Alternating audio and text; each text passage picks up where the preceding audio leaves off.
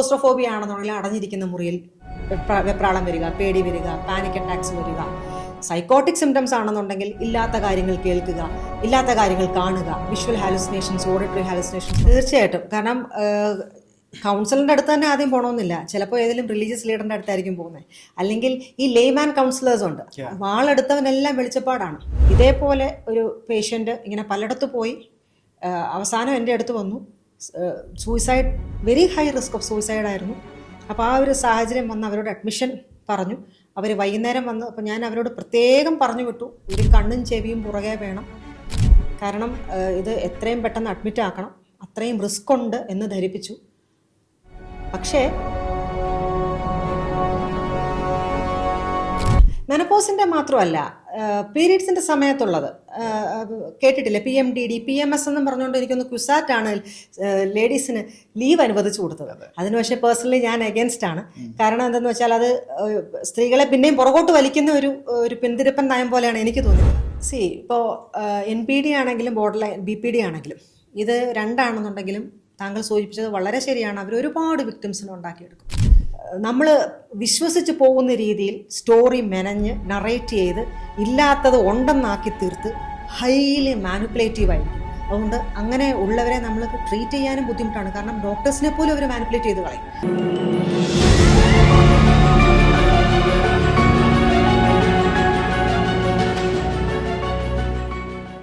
ഒരാളുടെ മാനസിക നില തകരാറിലാണ്, അല്ലെങ്കിൽ മാനസിക നില പ്രശ്നത്തിലാണെന്ന് എങ്ങനെ ഒരു വ്യക്തിക്ക്, അല്ലെങ്കിൽ അയാളുമായി അടുത്ത് നിൽക്കുന്ന ഒരു വ്യക്തിക്ക് മനസ്സിലാക്കിയെടുക്കാൻ സാധിക്കും?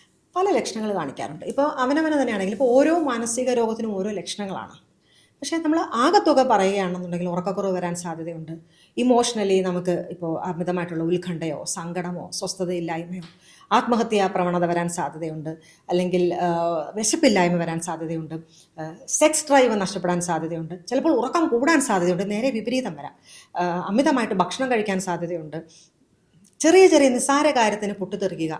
ഇമോഷണലി എന്താ പറയുന്നത്, ഒരു ബാലൻസ് ഇല്ലാതെ പോകുന്ന ഒരു സാഹചര്യം ഉണ്ടാകുക. ആരുമായിട്ടും ഒത്തുചേർന്ന് പോകാൻ പറ്റാത്ത അവസ്ഥ ഉണ്ടാകുക.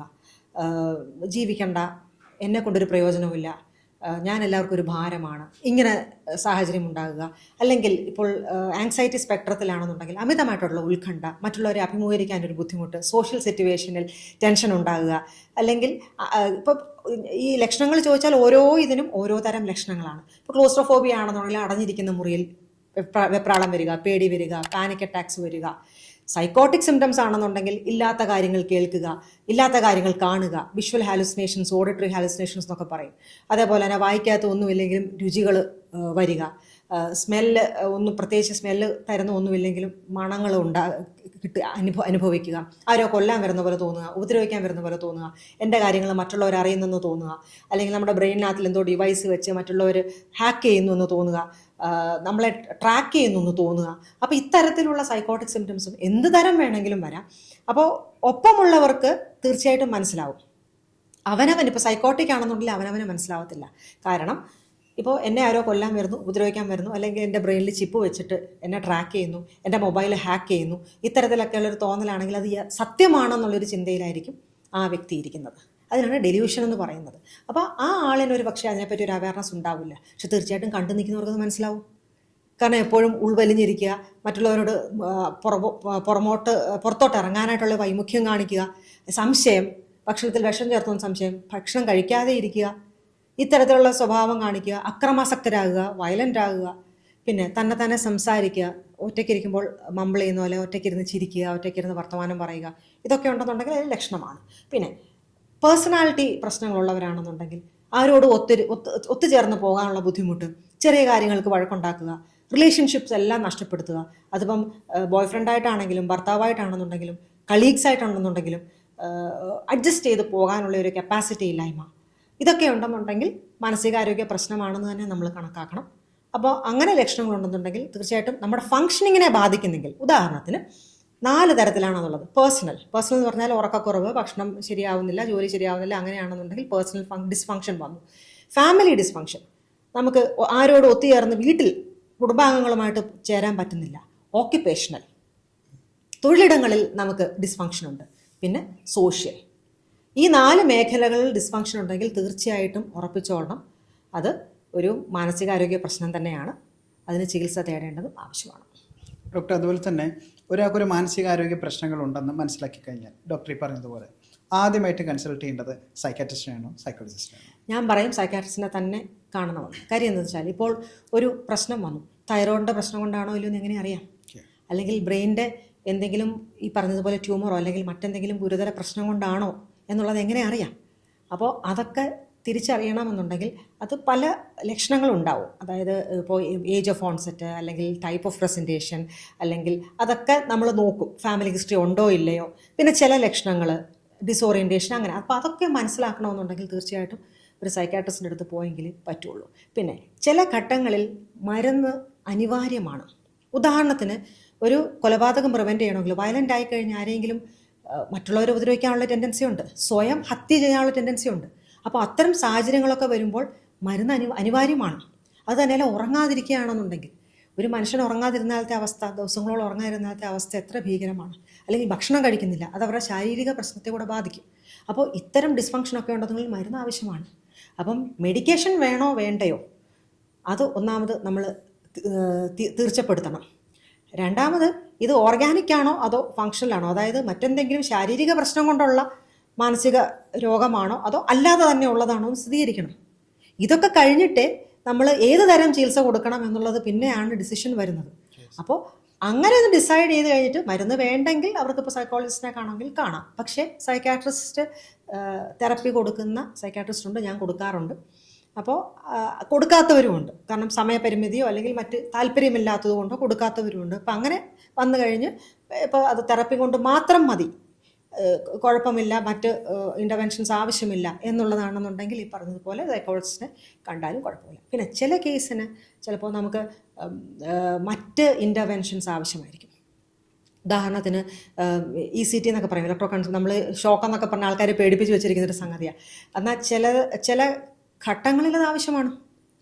അപ്പോൾ അത് കൊടുക്കണോ വേണ്ടയോ അല്ലെങ്കിൽ ഇങ്ങനത്തെ തരം ചികിത്സ വേണോ വേണ്ടയോ എന്നൊക്കെ സാധാരണഗതിയിൽ ആ ഒരു തരം വരെ പോവാറില്ല. കാരണം ഇപ്പോൾ മെഡിക്കേഷൻ്റെ ലഭ്യത അത്രത്തോളം ഉണ്ട്, എഫക്റ്റീവായിട്ടുള്ള മെഡിസിൻസ് ധാരാളമുണ്ട്. അത്തരമൊരു ചികിത്സയിലേക്ക് പോകാതെ തന്നെ നമുക്ക് ഒരു രോഗിയെ തിരിച്ച് സാധാരണ നിലയിലേക്ക് കൊണ്ടുവരാനുള്ള സാഹചര്യങ്ങൾ പണ്ടത്തെ പോലെയല്ല ഒരുപാടുണ്ട്. എന്നിരുന്നാലും ഈ പറഞ്ഞതുപോലെ ചില ഘട്ടങ്ങളിൽ നമ്മൾ ആ തരം ട്രീറ്റ്മെൻറ്റും ചിലപ്പോൾ കൺസിഡർ ചെയ്യേണ്ട ഒരു സാഹചര്യം വന്നേക്കാം, മൂർച്ച കൂടിയ അവസ്ഥയിലൊക്കെ ആണെന്നുണ്ടെങ്കിൽ. അപ്പോൾ അതൊക്കെയും വേണമെന്നുണ്ടെങ്കിൽ ഒരു സൈക്കാട്രിസ്റ്റിനെ കാണുന്നതായിരിക്കും ഉചിതം. ഓക്കെ, ഞാനിത് എടുത്തെടുത്ത് ചോദിക്കേണ്ട പ്രധാന കാരണം എന്ന് വെച്ചാൽ ഇന്ന് സൊസൈറ്റിയിൽ ആദ്യം കൗൺസിലർ അടിക്കാൻ പോകുന്നു, കൗൺസിലർ സൈക്കോളജിസ്റ്റിനെ സജസ്റ്റ് ചെയ്യണു, അവിടുന്നാണ് ഏറ്റവും ലാസ്റ്റ് വളരെ സിവിയർ ആയതിനു ശേഷമാണ് ഒരു സൈക്കാട്രിസ്റ്റിനെ അതിലേക്ക് കിട്ടുന്നത്. അതുകൊണ്ടാണ് ഞാൻ ഡോക്ടറോട് ചോദിച്ചത്. തീർച്ചയായിട്ടും, കാരണം കൗൺസിലറിൻ്റെ അടുത്ത് തന്നെ ആദ്യം പോകണമെന്നില്ല, ചിലപ്പോൾ ഏതെങ്കിലും റിലീജിയസ് ലീഡറിൻ്റെ അടുത്തായിരിക്കും പോകുന്നത്. അല്ലെങ്കിൽ ഈ ലേമാൻ കൗൺസിലേഴ്സ് ഉണ്ട്, വാളെടുത്തവനെല്ലാം വെളിച്ചപ്പാടാണ്. അപ്പോൾ നമ്മുടെ കയ്യിൽ നിന്ന് നമുക്ക് മനസ്സിൽ തോന്നുന്ന ഉപദേശം കൊണ്ട് ഇപ്പോൾ റെഡിയായി വരും, അല്ലെങ്കിൽ അങ്ങനെ ഉപദേശം കൊണ്ട് ആത്മഹത്യാ പ്രവണതയുള്ളവരെ അതിൽ നിന്ന് മോചിപ്പിക്കാം എന്നൊക്കെ ധരിച്ച് അങ്ങനെ പോയി. ഞാൻ പലപ്പോഴും ആലോചിക്കാറുണ്ട്, എന്നെ ഏറ്റവും ചിന്തിപ്പിച്ച ഒരു കാര്യമെന്ന് പറയുന്നത്, ഇതേപോലെ ഒരു പേഷ്യൻ്റ് ഇങ്ങനെ പലയിടത്ത് പോയി അവസാനം എൻ്റെ അടുത്ത് വന്നു, suicide, very high risk of സൂയിസൈഡായിരുന്നു. അപ്പോൾ ആ ഒരു സാഹചര്യം വന്ന് അവരോട് അഡ്മിഷൻ പറഞ്ഞു. അവർ വൈകുന്നേരം വന്ന്, അപ്പോൾ ഞാൻ അവരോട് പ്രത്യേകം പറഞ്ഞു വിട്ടു, ഒരു കണ്ണും ചെവിയും പുറകെ വേണം, കാരണം ഇത് എത്രയും പെട്ടെന്ന് അഡ്മിറ്റ് ആക്കണം, അത്രയും റിസ്ക് ഉണ്ട് എന്ന് ധരിപ്പിച്ചു. പക്ഷേ അവർ വീട്ടിൽ പോയിട്ട് എന്തോ പൈസയൊക്കെ അറേഞ്ച് ചെയ്തിട്ട് പോയി അഡ്മിറ്റ് ചെയ്യാൻ പൊക്കോളാം എന്നുള്ള ധാരണയിൽ വന്നു. പക്ഷേ ആ ഒരു സാഹചര്യത്തിൽ എത്തപ്പെട്ടില്ല. ആ പോകുന്ന വഴിക്ക് തന്നെ ആ പേഷ്യൻ്റ് ആത്മഹത്യ ചെയ്തു. അങ്ങനെ ഒരു സാഹചര്യം ഉണ്ടായി. നമ്മൾ പുറകോട്ട് നോക്കുകയാണെങ്കിൽ ഏകദേശം 10-12 കൊല്ലത്തോളം പല കൗൺസിലേഴ്സിനെയും പലരെയും കണ്ട് കൗൺസിലിംഗ് മാത്രം ചെയ്ത് ഒരു തവണ പോലും മരുന്ന് കൊടുക്കുകയോ അല്ലെങ്കിൽ ആരും ഒന്ന് സജസ്റ്റ് ചെയ്യുകയോ പോലും ചെയ്തില്ല. അത്രയും നിരുത്തരവാദപരമായിട്ട് ചെന്നവരെല്ലാവരും പെരുമാറി. അവരാ ഫീസ് വാങ്ങിച്ചു, അവർക്ക് ഒരു ഫിനാൻഷ്യൽ ഗെയിൻ ഉണ്ടായതല്ലാതെ ആ ഒരു വ്യക്തിയുടെ ജീവൻ നഷ്ടപ്പെട്ടു എന്നുള്ളതാണ് അതിന് കൊടുക്കേണ്ട ഏറ്റവും വലിയ വില എന്ന് പറയുന്നത്. അങ്ങനെ ഒരുപാട് കേസസ് എല്ലാ സൈക്കാട്രിസ്റ്റുമാരുടെയും അനുഭവത്തിൽ തീർച്ചയായിട്ടും ഉണ്ടാവും. ഡോക്ടർ, അതുപോലെ തന്നെ ഈ മാനസിക ആരോഗ്യത്തിൽ ഈ ഡയറ്റ്, ന്യൂട്രീഷൻ, അതുപോലെ തന്നെ എക്സസൈസ്, ജിംനേഷ്യത്തിൽ പോണത്, യോഗ, മെഡിറ്റേഷൻ, ബ്രീത്തിങ് എക്സസൈസ്, ഇങ്ങനെ പല കാര്യങ്ങളും ആൾക്കാർ സജസ്റ്റ് ചെയ്ത് കണ്ടിട്ടുണ്ട്. ഇതിനകത്ത് ഏതായിരിക്കും കുറച്ചുകൂടെ എഫക്റ്റീവ്, അല്ലെങ്കിൽ ഏതൊക്കെയാണ് കൂടുതൽ യൂസ്ഫുൾ ആയിരിക്കുന്നത്? എക്സസൈസ്, സാധാരണ നമ്മുടെ എക്സസൈസസ് വളരെ നല്ലതാണ്. കാരണം അത് ശാരീരിക ആരോഗ്യം മാത്രമല്ല, മാനസികാരോഗ്യത്തിന് എൻഡോർഫിൻ എന്ന് പറയുന്ന ഒരു രാസപദാർത്ഥം റിലീസ് ചെയ്യും. ഈ എൻഡോർഫിൻ എന്ന് പറയുന്നത് നമുക്ക് നാച്ചുറലി ലഭിക്കുന്ന ഒരു ആൻറ്റി ഡിപ്രസൻ്റ് ആണെന്ന് വേണം കണക്കാക്കാം. നമുക്ക് സന്തോഷം തരുന്ന ഒരു രാസപദാർത്ഥമാണ്. അത് ഫ്രീ ആയിട്ട് കിട്ടുന്നതല്ലേ, എക്സസൈസ് ചെയ്താൽ നമുക്ക് ലഭിക്കുന്ന ഒന്നാണ്.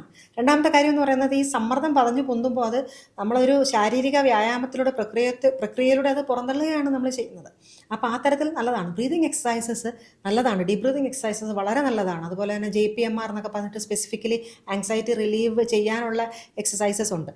അതൊക്കെയും ചെയ്യുന്നത് നല്ലതാണ്. കാരണം നമ്മൾ റിലാക്സ് ചെയ്യാനായിട്ട് സഹായിക്കും. മൈൻഡ്ഫുൾനെസ് ഇപ്പോൾ ഏറ്റവും പുതുമയുള്ള ഒരു പ്രക്രിയയാണ്. മൈൻഡ്ഫുൾനെസ് പഠിച്ചെടുക്കാൻ ഇച്ചിരി ബുദ്ധിമുട്ടാണ്. പക്ഷേ പഠിക്കുകയാണെന്നുണ്ടെങ്കിൽ, അത് പ്രാക്ടീസ് ചെയ്യുകയാണെന്നുണ്ടെങ്കിൽ വളരെയധികം നല്ലതാണ്. പിന്നെ തീർച്ചയായിട്ടും നമ്മൾ ഒരു ഹെൽത്തി ബോഡി വേണം, ഹെൽത്തി മൈൻഡും വേണം.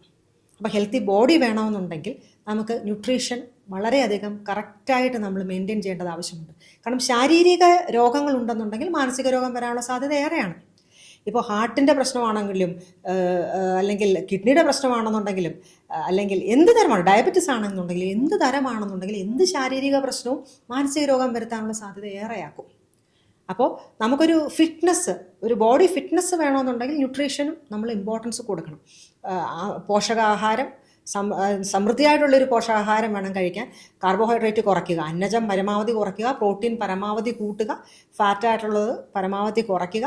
അങ്ങനെ ബാലൻസ്ഡ് ആയിട്ടുള്ള ഒരു ഡയറ്റ് നമ്മൾ ക്രമീകരിച്ച് കൊണ്ടുപോകേണ്ടത് ആവശ്യമാണ്. പ്രത്യേകിച്ചും ഈ മിഡ് ലൈഫൊക്കെ വരുമ്പോഴത്തേനും, ഒരു 45 വയസ്സൊക്കെ കഴിയുമ്പോഴത്തേനും ജീവിതശൈലി രോഗങ്ങൾ കയറി പിടിക്കാനുള്ളൊരു സാധ്യതയും ഏറെയാണ്.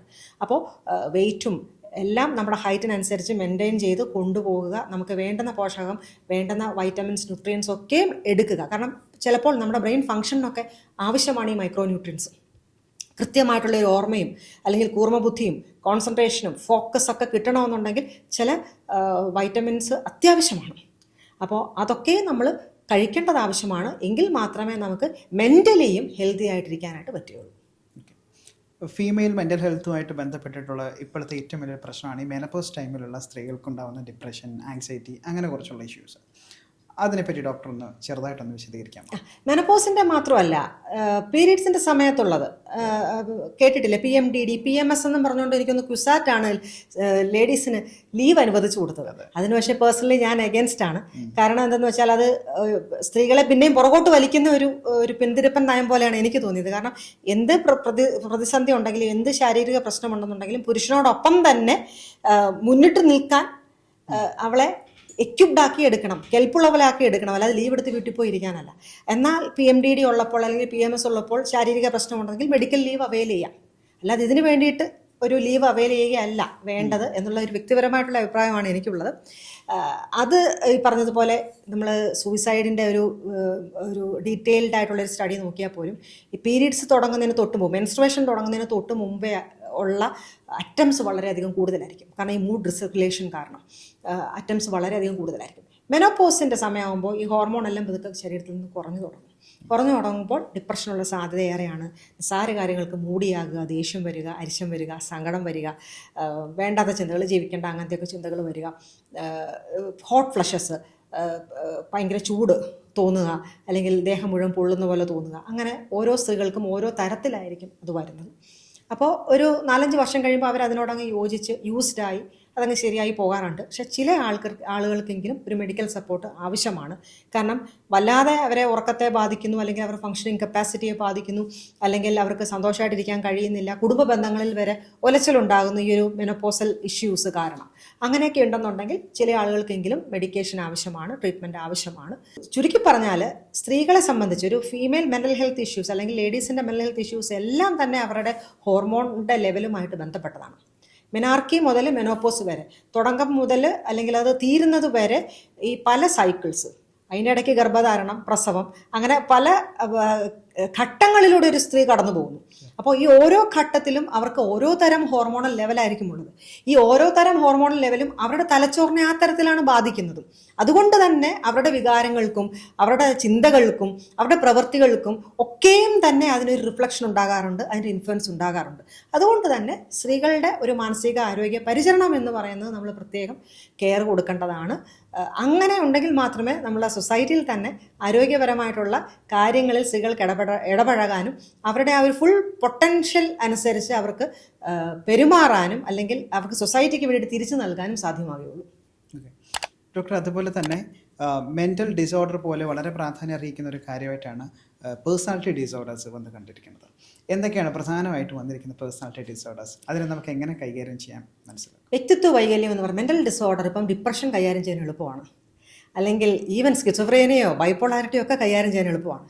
നേരെ മറിച്ച് വ്യക്തിത്വ വൈകല്യം എന്ന് പറയുന്നത് കൈകാര്യം ചെയ്യാനായിട്ട് ഡിഫിക്കൽട്ടാണ്. കാരണം മോറോർലെസ് ഒരു വ്യക്തിയുടെ സ്വഭാവം എന്ന് വേണമെങ്കിൽ പറയാം. ആ വ്യക്തി പെരുമാറുന്നത്, മറ്റുള്ളവരുടെ റിലേഷൻഷിപ്പ് എങ്ങനെയാണ് കീപ്പ് ചെയ്യുന്നത്, ഒരു സാഹചര്യം വരുമ്പോൾ ആ വ്യക്തി എങ്ങനെയാണ് റിയാക്ട് ചെയ്യുന്നത്, അവർ വളർന്നു വന്ന സാഹചര്യം എന്താണ്, അവരുടെ ജനിതക ലോഡിങ് എന്തൊക്കെയാണ്, അവർക്ക് പിന്നീടുണ്ടാകുന്ന ജീവിത അനുഭവങ്ങൾ എന്തൊക്കെയാണ്, ഇതൊക്കെ അനുസരിച്ചിട്ടാണ് ഒരു വ്യക്തിയുടെ വ്യക്തിത്വം രൂപീകരിക്കപ്പെടുന്നത്. അപ്പോൾ വ്യക്തിത്വം എന്ന് പറയുന്നത് പേഴ്സണാലിറ്റി എന്ന് പറഞ്ഞാൽ പെർസോണ എന്ന പദത്തിൽ നിന്നും എടുത്തിരിക്കുന്ന ഒരു വാക്കാണ്. പെർസോണ എന്ന് പറഞ്ഞാൽ മാസ്ക് എന്നാണ് അർത്ഥം, അതായത് മുഖംമൂടി. ചുരുക്കി പറഞ്ഞാൽ നമ്മളെല്ലാവരും ഒരു മുഖംമൂടി അണിഞ്ഞിരിക്കുന്നവരാണ്. ആ മുഖംമൂടി മാറ്റിയാൽ മാത്രമേ നമ്മുടെ ഒരു റിയൽ സെൽഫ് എന്താണെന്ന് അറിയാൻ പറ്റുകയുള്ളൂ. അപ്പോൾ ആ റിയൽ സെൽഫിനെയാണ് പേഴ്സണാലിറ്റി എന്ന് പറയുന്നത്. അപ്പോൾ ആ പേഴ്സണാലിറ്റി വന്നു കഴിയുമ്പോൾ ചിലപ്പോൾ ഒരു ഡിസോർഡറായിട്ട് മാറാം, അല്ലെങ്കിൽ ട്രേറ്റ്സ് ആയിട്ട് മാറാം. പലതരത്തിലുള്ള പേഴ്സണാലിറ്റി ഉണ്ട്. ഇപ്പോൾ ആങ്ഷ്യസ് പേഴ്സണാലിറ്റി ആണെങ്കിൽ ചെറിയ ചെറിയ കാര്യങ്ങൾക്ക് ഉത്കണ്ഠ വരും. പാരനോയ്ഡ് പേഴ്സണാലിറ്റി ആണെങ്കിൽ സംശയം വരും, എന്നെ പറ്റിയാണോ സംസാരിക്കുന്നത്, എനിക്ക് ഇത് എന്തെങ്കിലും പണി ചെയ്യുമോ, അങ്ങനെ ചെറിയ ചെറിയ കാര്യങ്ങൾക്ക് ഒരു ട്രസ്റ്റ് ഇഷ്യൂ എല്ലാവരെക്കുറിച്ചും വരാനുള്ളൊരു സാധ്യതയുണ്ട്. ബോർഡർ ലൈൻ പേഴ്സണാലിറ്റിയാണ് ഇപ്പോൾ ഏറ്റവും അധികം, ഞാൻ ആലോചിക്കാറുണ്ട്, കൃഷി ചെയ്തിറക്കിയ പോലെയാണ് ഇപ്പോൾ കാണുന്നത് ബോർഡർ ലൈനും നാർസിസിസ്റ്റിക്കും. കാരണം എന്താണെന്ന് വെച്ചാൽ അവർക്ക് റിലേഷൻഷിപ്പ് മെയിൻറ്റെയിൻ ചെയ്യാൻ ബുദ്ധിമുട്ട് വരും, മൾട്ടിപ്പിൾ റിലേഷൻഷിപ്പിൽ എത്തപ്പെടും. ഒന്നും പറഞ്ഞ് രണ്ടാമത് റിസ്ക് ഫ്ലാഷ് ചെയ്യുക, അല്ലെങ്കിൽ 4 പാരസെറ്റമോൾ എടുത്ത് കഴിക്കുക. യഥാർത്ഥത്തിൽ മരിക്കണമെന്ന് ചിലപ്പോൾ ആഗ്രഹം കണ്ടില്ല എന്ന് വരും. സ്ട്രെസ് റിലീവ് ചെയ്യാൻ അല്ലെങ്കിൽ അറ്റൻഷൻ കിട്ടാൻ വേണ്ടിയിട്ട് ഒക്കെയും ചെയ്യാൻ സാധ്യതയുണ്ട്. ഒരാളെ ഇഷ്ടപ്പെട്ടാൽ വേണേൽ അന്നേരം പ്രാണൻ എടുത്ത് വെച്ച് കൊടുക്കും, എന്നാൽ ചെറിയ കാര്യത്തിന് അത്രയും വേഗം അടിച്ചു വരികയും ചെയ്യും. ഹൈലി മാനിപ്പുലേറ്റീവ്, നമ്മൾ വിശ്വസിച്ച് പോകുന്ന രീതിയിൽ സ്റ്റോറി മെനഞ്ഞ് നറേറ്റ് ചെയ്ത് ഇല്ലാത്തത് ഉണ്ടെന്നാക്കി തീർത്ത് ഹൈലി മാനിപ്പുലേറ്റീവ് ആയിരിക്കും. അതുകൊണ്ട് അങ്ങനെ ഉള്ളവരെ നമ്മൾക്ക് ട്രീറ്റ് ചെയ്യാനും ബുദ്ധിമുട്ടാണ്. കാരണം ഡോക്ടേഴ്സിനെ പോലും അവർ മാനിപ്പുലേറ്റ് ചെയ്ത് കളയും. നമ്മളോട് പോലും നുണക്കഥകൾ വന്ന് പറഞ്ഞ് അവർ കാര്യങ്ങൾ വളച്ചൊടിച്ച് നമ്മളെയും കൂടെ ഒരു പക്ഷേ നമ്മൾ അവർക്ക് സപ്പോർട്ട് ചെയ്തില്ലെങ്കിൽ പിന്നെ ആ ഡോക്ടർ മോശക്കാരിയായി. അവർ പറയുന്നത് എന്തിനും കൂട്ടു നിന്നില്ലെങ്കിൽ ആ ഡോക്ടർ മോശക്കാരനായി. അങ്ങനെ വരെ മാനിപ്പുലേറ്റ് ചെയ്ത് പിന്നെ അവരെ പറ്റി അനാവശ്യം പറയുക, ഇത്തരത്തിൽ ഉള്ള നിലയിൽ പോകുന്നത് ബോർഡർ ലൈൻ പേഴ്സണാലിറ്റി എന്ന് പറയും. നാർസിസിസ്റ്റിക് പേഴ്സണാലിറ്റിയാണ് മറ്റൊരു ഇഷ്യൂ. അതായത് ഐ ആം പെർഫെക്റ്റ്, ഞാനാണ് ശരി, ആരെയും ഉൾക്കൊള്ളാതിരിക്കുക, ഞാൻ പറയുന്ന രീതിയിൽ കാര്യങ്ങൾ നടക്കണം, കുറച്ചൊരു അരോഗൻസ് വരിക, ഗ്രാൻഡ്യോർ, ഞാനൊരു വലിയ ആളാണ്, ഞാനൊരു വലിയ സംഭവമാണ്, അങ്ങനെ ഒരു ചിന്ത വരിക, ആരുമായിട്ടും ഗെറ്റ് അലോങ് ചെയ്യാൻ അവർക്ക് താല്പര്യമില്ല, അവരുടെ കാര്യങ്ങൾക്ക് അവരുടെ വരുതിയിൽ എല്ലാവരും നിന്നോളണം. അപ്പോൾ ഈ തരത്തിലുള്ള പേഴ്സണാലിറ്റീസ് ഒക്കെയും കാണാറുണ്ട്. മുൻകാലങ്ങളെ അപേക്ഷിച്ച് ഞാൻ ആലോചിക്കാറുണ്ട്, പണ്ടൊക്കെ കോടതിയിൽ നിന്നും ഡിവോഴ്സിന് കേസസ് വരുന്നത് എല്ലാം സംശയരോഗം അല്ലെങ്കിൽ മദ്യപാനം ഇങ്ങനത്തെയൊക്കെ കേസസ് ആയിരിക്കും സാധാരണഗതിയിൽ ഡിവോഴ്സിന് വരുന്നത്. ഇപ്പം വരുന്ന മിക്കവാറും എല്ലാം തന്നെ ഈ ബോർഡർ ലൈൻ അല്ലെങ്കിൽ NPD പേഴ്സണാലിറ്റി ഇഷ്യൂസ് കാരണം വരുന്ന കേസസാണ് ഏറ്റവും അധികമുള്ളത്. കാരണം നമുക്ക് റെഫറിൽ വരുമ്പോൾ നോക്കുമ്പോൾ ആ തരത്തിലുള്ളൊരു വ്യത്യാസം ഒരു ലാസ്റ്റ് 5 years ആയിട്ട് കാണുന്നുണ്ട്. ഡോക്ടർ ഈ പറഞ്ഞതുപോലെ പേഴ്സണാലിറ്റി ഡിസോർഡർ, അതിനകത്തിപ്പം ഏറ്റവും കൂടുതൽ കണ്ടുവന്നിരിക്കുന്ന ഒരു കാര്യമാണ് ഈ NPD എന്ന് പറയുന്നത്. NPD വിക്ടിംസിനെ കൊണ്ട് സൊസൈറ്റി മൊത്തം നിറഞ്ഞിരിക്കുന്നത് പോലെ നമുക്ക് തോന്നും. കുടുംബത്തിലാണെന്നുണ്ടെങ്കിലും അല്ലെങ്കിൽ റിലേഷൻഷിപ്സിലാണെങ്കിലും ഓഫീസിലാണെങ്കിലും ഒക്കെ തന്നെ. സത്യം പറഞ്ഞാൽ നമുക്ക് NPDസിനെ നമുക്ക് കറക്റ്റ് ചെയ്യാൻ സാധിക്കില്ല എന്നാണ് ഞാൻ മനസ്സിലാക്കിയിരിക്കുന്നത്. എല്ലാ പേഴ്സണാലിറ്റിയും കറക്ഷൻ പോസിബിൾ ആണ് നേരാവണ്ണം ചികിത്സ എടുത്താൽ. ഇപ്പോൾ NPD ആണെങ്കിലും ബോർഡർ ലൈൻ പേഴ്സണാലിറ്റി ആണെങ്കിലും അവർക്ക് കുറേ കോമൺ ട്രേറ്റ്സ് ഉണ്ട്. ഈ മാനിപ്പുലേറ്റ് ചെയ്യുക, അല്ലെങ്കിൽ വളച്ചൊടിക്കുക, അല്ലെങ്കിൽ ഞാനാണ് റൈറ്റ് എന്ന് പറഞ്ഞൊരു നിലയിൽ എത്തുക, നമ്മളെ ഇപ്പോൾ പ്രത്യേകിച്ചും NPD ആണെന്നുണ്ടെങ്കിൽ ഒരാളെ കീഴ്പ്പെടുത്തി അവർ ഡോമിനേറ്റ് ചെയ്ത് അവരെ ഒരു അടിമയെ പോലെ കണക്കാക്കി അവർ പറയുന്ന രീതിയിൽ തന്നെ പോകണം എന്നുള്ള നിലയിൽ ആക്കി തീർക്കുന്ന നമ്മുടെ സമൂഹത്തിൽ ഒരുപാടുണ്ട്. അപ്പോൾ ഇത് സ്വാഭാവികമായിട്ടും ഗാർഹിക പീഡനം വരാനുള്ള സാധ്യത ഏറെയാണ്. സ്ത്രീകൾക്കാണ് കൂടുതലും ബോർഡർ ലൈൻ പേഴ്സണാലിറ്റി വരുന്നതെങ്കിൽ NPD പുരുഷന്മാർക്കാണ് അധികം വരുന്നത്. ഇത് രണ്ടും കൂടെ കോമ്പിനേഷൻ ആണെങ്കിൽ പിന്നെ പറയുകയും വേണ്ട. അപ്പോൾ ആ തരത്തിൽ സാഹചര്യങ്ങൾ വന്നു കഴിഞ്ഞാൽ ഏത് പേഴ്സണാലിറ്റി ആണെങ്കിലും ട്രേറ്റ്സ് ആണെന്നുണ്ടെങ്കിൽ നമുക്ക് വളരെയധികം എഫക്റ്റീവാണ് ചികിത്സ. ഡിസോർഡർ ആയി കഴിഞ്ഞാൽ നമുക്ക് 100% അത് റെഡിയാക്കി അല്ലെങ്കിൽ റെമിറ്റ് ചെയ്ത് കൊണ്ടുവരാൻ സാധ്യമല്ലെങ്കിലും അവർ കറക്റ്റായിട്ട് ടാബ്ലറ്റ് കഴിക്കാൻ തയ്യാറാകുകയും ചികിത്സയ്ക്ക് വിധേയമാകുകയും തെറപ്പി എടുക്കാൻ തയ്യാറാകുകയും ചെയ്യുകയാണെന്നുണ്ടെങ്കിൽ നല്ലൊരു പരിധി വരെ ലക്ഷണങ്ങളെ കൺട്രോൾ ചെയ്ത് മുന്നോട്ട് കൊണ്ടുപോകാനായിട്ട് പറ്റും. പക്ഷെ പലപ്പോഴും എന്താണ് പറ്റുന്നതെന്ന് വെച്ചാൽ ഇവരുടെ ഈ സ്വഭാവം കാരണം തന്നെ ഇവർക്ക് ചികിത്സ മുന്നോട്ട് കൊണ്ടുപോകാനോ കൺസിസ്റ്റൻ്റ് ആയിട്ട് ഒരു ഡോക്ടറെ അടുത്ത് നിൽക്കാനോ അവർക്ക് പറ്റത്തില്ല. കാരണം ഐ ആം റൈറ്റ്, ഞാൻ പറയുന്നതാണ് ശരി എന്നുള്ള ധാരണയിൽ ഒരു ഡോക്ടറെ അടുത്ത് വന്നാൽ അവർ ടാബ്ലറ്റ് കഴിക്കാൻ പറഞ്ഞാൽ അവർ പറ്റില്ല എന്ന് പറഞ്ഞിട്ട് പോകും. സഹകരണം തീരെ ഉണ്ടാവില്ല. അല്ലെങ്കിൽ ജീവിത പങ്കാളി പറയുന്നതാണ് ശരി, അത് നിങ്ങൾ ആ രീതിയിൽ ഉൾക്കൊള്ളണം എന്ന് നമ്മൾ ആ തരത്തിൽ അഡ്വൈസ് ചെയ്യുകയാണെങ്കിൽ ഞാനാണ് ശരി, അപ്പോൾ ഇവർ സ്ത്രീ ആയതുകൊണ്ട് അവരെ സപ്പോർട്ട് ചെയ്യുന്നു, ആ നിലയിലാക്കി കഴിഞ്ഞിട്ടുണ്ടെങ്കിൽ സഹകരിച്ചില്ലെങ്കിൽ ചികിത്സ അവിടെ വഴിമുട്ടിപ്പോവും. അതേപോലെ തന്നെ ബോർഡർ ലൈൻ ട്രേറ്റ്സ് ഉള്ള ലേഡീസ് ആണെന്നുണ്ടെങ്കിൽ അവരുടെ രീതി ഇങ്ങനെയല്ല. നമ്മൾ ഒരു കറക്ഷണൽ ലെവലിൽ വരുമ്പോൾ അവർ സഹകരിക്കേണ്ടത് ആവശ്യമാണ്. പിന്നെ ചില ആളുകൾ മരുന്നിന് റിഫ്യൂസ് ചെയ്യും. ഡിസോർഡർ ആണെങ്കിൽ ഉറപ്പായിട്ടും മരുന്നിൻ്റെ ഒരു ഘടകം ആവശ്യമാണ്. അപ്പോൾ ആ തരത്തിൽ ചികിത്സയ്ക്ക് വില്ലിങ് അല്ലെങ്കിൽ നമുക്ക് ഒരു കാലത്തും അത് ശരിയാക്കി എടുക്കാൻ പറ്റത്തില്ല. അവർ ഇൻവേരിയബിളി അവരുടെ റിലേഷൻഷിപ്പ് പേഴ്സണൽ ലെവലിലും സൊസൈറ്റിയിലും വർക്ക് പ്ലേസിലും ഒക്കെ അത് പ്രശ്നമായിരിക്കും. ചിലപ്പോൾ അത് കൈവിട്ടു പോവുകയും ചെയ്യും.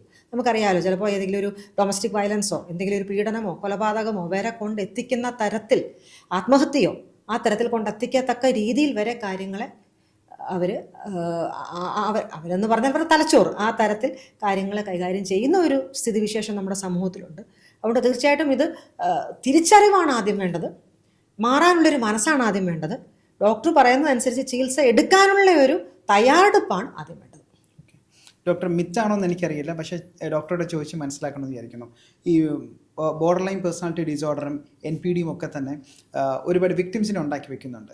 ഈ വിക്ടിംസ് ഒക്കെ സോംബിനെ പോലെ പിന്നെയും വിക്ടിംസിനെ ഉണ്ടാക്കി എടുക്കുമെന്നൊക്കെ ഇങ്ങനെ ഒരു കഥ റൂമറിങ് ഒക്കെ ഇങ്ങനെ പൊതുവെ നടക്കുന്നുണ്ട്. ഇതിനകത്ത് എന്തെങ്കിലും യാഥാർത്ഥ്യമുണ്ടോ?